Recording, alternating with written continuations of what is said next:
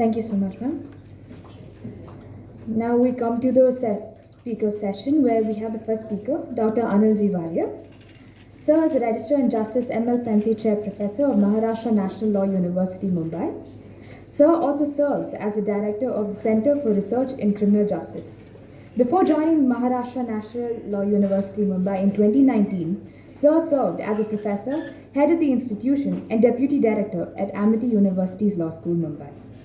He has also served as the professor, officer on special duty, and head of the Department of PG Studies at Maharashtra National Law University, Mumbai, and the faculty in charge and coordinator of SNDT Women's University Law School. He has appeared before the Parliamentary Standing Committee on the Clinical Establishments, Registration and Regulation Bill 2007. With over 2 decades in the legal profession, he teaches constitutional law, corporate governance, international humanitarian law, comparative public law, and environmental law. He has authored 4 books and more than 30 articles. 3 PhDs has been awarded under his supervision. Sir, I would now like to invite you to present the address on human rights and good governance, along with which I would also like you to give comments on the paper presented.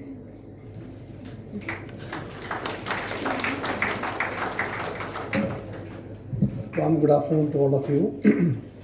Most respected Chief Guest of the day, His Lordship, Sri Justice Penurmat Sir, Dean of the Law School, Professor Subramania, my co-chair, Dr. Nagaratna, members of the faculty of the Law School, students, all the participants who have assembled here today. In fact, I have a very limited time and time constraints, so I will be brief. But before that, I would like to congratulate all those who have presented the papers. The themes which have been selected are very, very relevant, and you deserve special mention for putting very original ideas and new inputs to the theme. Keep it up. Do further research on that. That's what I have to tell at this point of time. And I have been given the topic to speak on human rights and good governance. I'm also a little bit scared to talk before 2 eminent personalities. Okay. See, the term governance, it is the sum total of the manner or process in which the administration of an organization, including the state, has been carried out. And in the practical sense, we can understand it as an exercise of political authority and the use of institutional resources to manage the affairs of the society. So it is a process, and it cannot be seen, but it can be felt.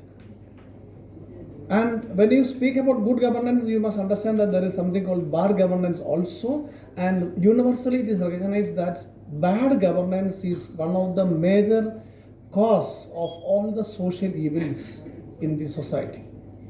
So the World Bank has defined governance as a manner in which the power is exercised in the management of countries' economic and social resources for development.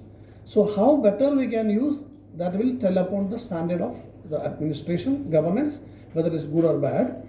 And good governance and human rights are closely interrelated concepts because both are essential for the overall development and well-being of the nation as well as the well-being of the citizens. And in India, because of its peculiar features, the relationship between good governance and human rights are very critical. So I'll just briefly take you to the areas where we can see the relationship between good governance and human rights.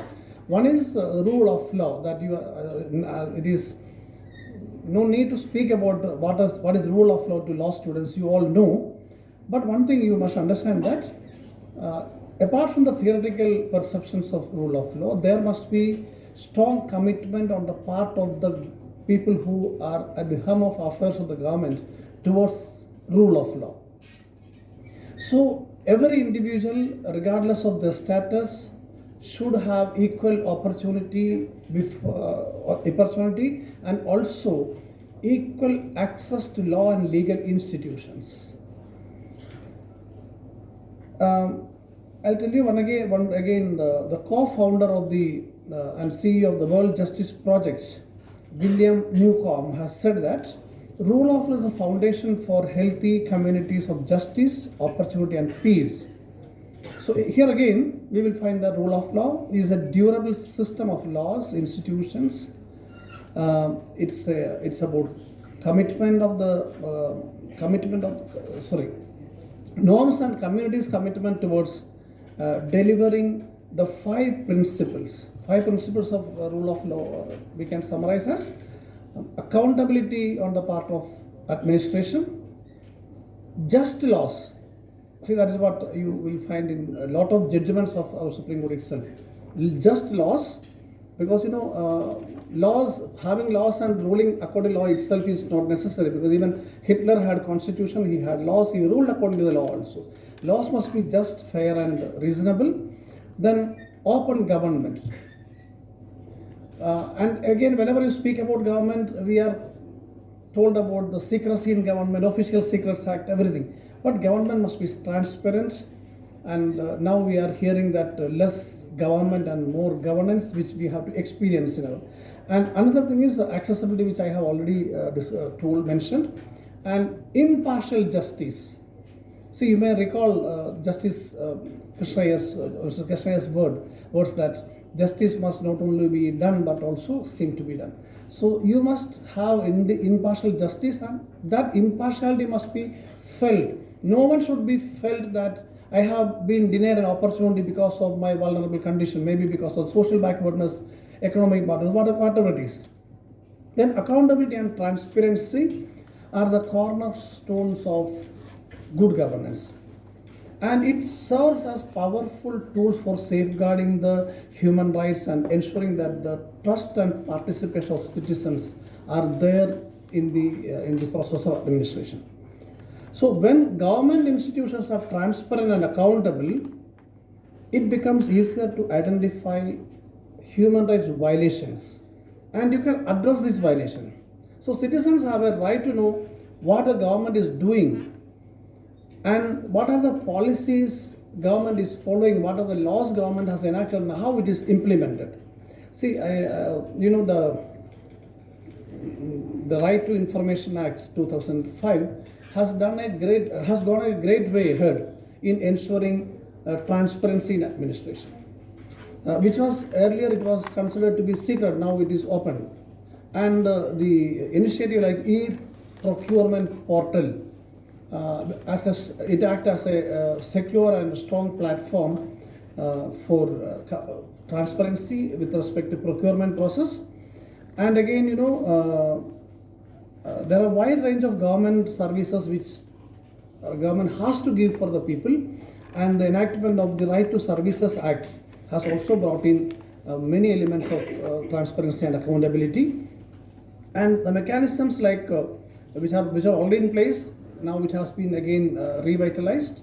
The Public Accounts Committee and the institutions like Central Vigilance Commission, CAG, Lokpal, Lok Ayuktas, and centralized public grievance redressal and monitoring system. All these have been in place now, which people can make use of, which will again ensure accountability on the part of the administration. Now, coming back to participation and representation. People must feel that they are also part of the administration. It is not that somebody at center, somewhere in a remote place give you something. See, there had been talk of participation, and we can find even in history there had been instances where we had a well organized system of panchayat in our ancient time itself. So there had been discussions about public participation in government right from the days of independence. You may refer to the reports of Balwant Rai Mehta Committee in 1957, Ashok Mehta Committee report in 1977, then C.S. Hanuman Rao Committee report in 1984, G.V.K. Rao report in 85, then Sanghvi Committee report in 87, and all these have spoken about need for having participation of people in the grassroots level administration, which has been materialized, has been realized with the Constitution 73rd and 74th Amendments. Another thing, access to justice. Access to justice is much talked about now. If you have, see, you have everything, you have all institutions, but if you have no, you cannot access it freely, then there is no meaning in good governance. See, this mainly you will come across with police, prisons, and other institutions which are actually working directly in association with the public. See, government of Supreme Court has laid down a lot of regulations and lot of guidelines with respect to arrest of the citizens, arrest of the people, right related to the people who are arrested, filing of FIR. See, if you go to, especially Maharashtra, sir might have noticed that whenever you go to a police station, they refuse to take FIR. They say it is NC. It's a civil matter. So many, they have a lot of excuses. They do not want to take FIR, and especially if other party, the accused is from a affluent community, then again things are really worse. So these things have to be addressed, and because it will also provide socio-economic rights, it will also protect socio-economic rights, and prevention of discrimination. Prevention of discrimination is very much necessary, because when there is discrimination, you feel that you are isolated. You feel that you are isolated because of reason. Then you find reasons. That reasons will create again social tension in the community. You may feel that I am, because of this community, I am maybe isolated. Maybe because of my language, because of my place of residence, I am isolated. Then it all creates a lot of chaotic situations, and again, commitment to international human rights institutions and instruments. That is also, we have done a lot in our constitution, but we have to make it practical when it comes to implementation. Then accountability must be fixed for human rights violations. See, who are maybe public servants who are violating human rights, they must be made accountable, and there must be punishment for them, so that others will not commit the same violations. And above all, what is required is free speech expression. Civil society must be sensitized, civil society must be aware about the human rights and need of protecting the human rights, and they must be aware about the parameters of good governance. Also, the fourth estate, the media, they must be free to air the views of the government, public, so that government can be responsive. A responsive government is the requirement of a prerequisites of a good governance. But how far the freedom of media has to be utilized, and how it should be, how misutilization of freedom is to be countered, it is for the government to take a call on that. Then I will just suggest a few more case laws before winding up. One is Mehra Gandhi versus Union of India, which has taken the entire process into a different dimension, wherein it was said that the law as well as the procedure must be fair. So it was emphasizing on fairness, again as a part of good governance. Then Vishaka versus State of Rajasthan, even in the absence of a law, the entire issue was addressed for decades under the guidelines issued by the Supreme Court. Then Narmada Bachao Andolan, it has also highlighted a major issue of rehabilitation of the people who are affected by projects. Then the Puttaswamy case, nowadays things are already discussed. New dimensions of human rights have been opened up. The National Legal Service Authority versus Union of India, 2014 case. So it recognized, apart from all these things, it has recognized the legal rights of transgenders in India, and emphasizing the importance of transgender identity and protection of transgender rights. Under the Ayushman Bharat TG Plus, Ayushman Bharat Yojana, health insurance is available to transgenders, including those who are undergone gender reaffirmation surgery, and an insurance cover of 5 lakhs per annum is provided to transgenders under the Ayushman Bharat Yojana. Then there are so many cases which we have to discuss, but lack of time I am winding up. And above all the speakers were telling about the sensitization, education. Education we have recognized as a right to fundamental right also, and education means it also should have access to education.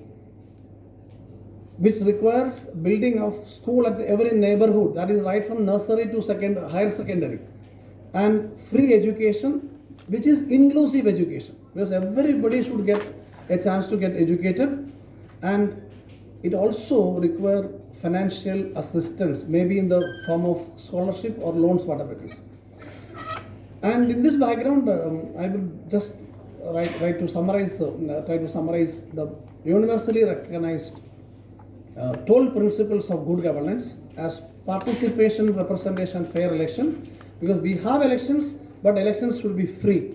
You understand now, to go to a polling booth, you can imagine a polling booth with all the police bandoversts and all the things there, but you go to the developed countries where you will have polling booths in your societies, in residential society, just like you have that polio booth set up. The election should be so much free and fair. Then responsiveness, efficiency and effectiveness, transparency in governance, rule of law, ethical conduct, competence and capacity. Capacity on the part of the people who are governing you. See, in 300 BC, Plato has said, the plight of bad governance is because the people who are not fit to become the kings have become kings. That situation continues even today. Okay, and then innovation and openness to change. 9 is sustainability and long-term orientation. 10 is financial discipline and sound financial management. Then accountability. Above all, human rights and cultural diversity. These are the 12 fundamental principles of good governance. Once human rights is protected, all other things will get automatically protected. So with this, I like to conclude, and also I thank the CMR University Law School for inviting me and giving me an opportunity to share a few words with you. Thank you very much.